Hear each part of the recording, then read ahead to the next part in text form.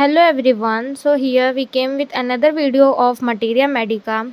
So in previous video we have studied the medicine symphytum. Now we study Ethusa synapium. So Ethusa के prover हैं doctor नैनिंग इन 1828.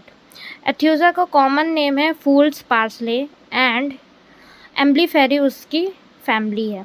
Constitution की बात करें तो specially for children during dentition, वो बच्चे जब उन लोगों के दांत निकलने का समय होता है इन हॉट समर वेदर, गर्मी के टाइम में, children who can not bear milk, और ऐसे बच्चे जो लोग किसी भी फॉर्म में दूध को कंज्यूम नहीं कर पाते हैं। और एक और बात है कि पेशेंट जो अगर एथ्यूजा को होता है वो क्या होता है, हॉट होते हैं।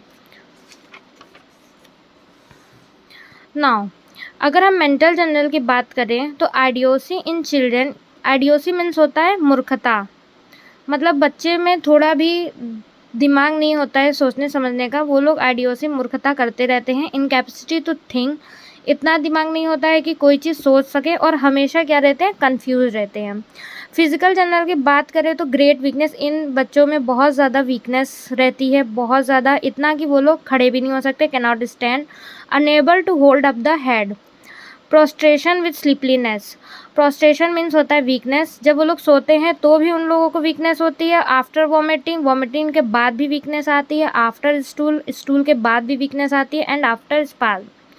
और फिजिकल जनरल में एक और पॉइंट है मेन, जो है वो है कंप्लीट एब्सेंस ऑफ थर्स्ट, इन लोगों में बिल्कुल भी प्यास नहीं लगती, पूरी एब्सेंट होती है। और इसी तरह सेम टू सेम एपिस में भी होता है एंड पल्साटीला में भी होता है, लेकिन इसका रिवर्स किस में होता है, आर्सेनिक में होता है। अगर हम लोग एथ्यूजा के फेस की बात करें तो an expression of great anxiety and pain, बहुत ज़्यादा एंजाइटी इन लोगों में पाई जाती है और पेन होता है, withdrawn condition and verb mad linea nasalis. Feature expressive of pain and anxiety, इन लोगों के फेस पे साफ साफ पता चल जाता है एक्सप्रेशन से कि ये लोग कब पेन में हैं, कब इन लोगों के एंजाइटी हो रही है। Haptic eruption on and off the nose, nose के एंड में इन लोगों के इरप्शंस हो जाते हैं। अगर जीआईटी की बात करें तो हम पहले ही बता चुके हैं, इंडाइजेशन ऑफ टीथिंग चिल्ड्रन, जो दांत निकलने वाले बच्चे होते हैं उन लोगों में बिल्कुल इंडाइजेशन होता है। Violent sudden vomiting of a frothy milk white substance, बिल्कुल सफ़ेद कलर के दूध के जैसी झाग वाली इन लोगों में वॉमिटिंग होती है, जो कि सडन होती है, या तो इन लोगों में कभी कभी येलो फ्लूइड भी पाया जाता है। और इन लोगों की वॉमिटिंग में followed by curdled milk and cheesy matter, दूध के थक्के और चीज़ी मैटर पाए जाते हैं। Regurgitation of food and hour sour after eating, copious greenish vomiting, जब भी ये लोग खाना खाते हैं तो खाने के तुरंत बाद या तो 1 घंटे बाद खाना इनके मुंह में आ जाता है, और इनकी जो वॉमिटिंग होती है उस टाइम वो किस कलर की होती है, ग्रीन होती है। Intolerance of milk, can not bear milk in any form, ये सबसे मेन लाइन है इसमें, तो आप लोग हाईलाइट कर लीजिएगा, intolerance of milk. It is vomited in large curds as soon as taken, then weakness cause ड्रॉसीनेस।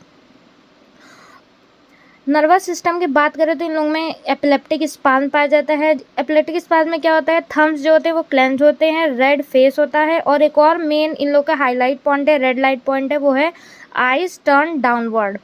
और मेडिसिन में क्या होता है कि आईज जो होती है वो अपवर्ड को जाती है, लेकिन एथ्यूजा में आईज जो होती है वो डाउनवर्ड को जाती है। प्यूपिल fixed and dilate, foam at the mouth, mouth में झाग बन जाते हैं, जॉज जो होते हैं वो लॉक हो जाते हैं। पल्सेस की बात करें तो पल्स जो होती है वो स्मॉल होती है, हार्ड होती है, और बहुत क्विक, जल्दी जल्दी होती है।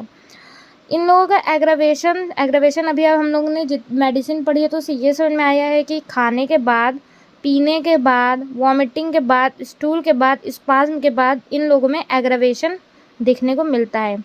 So thank you.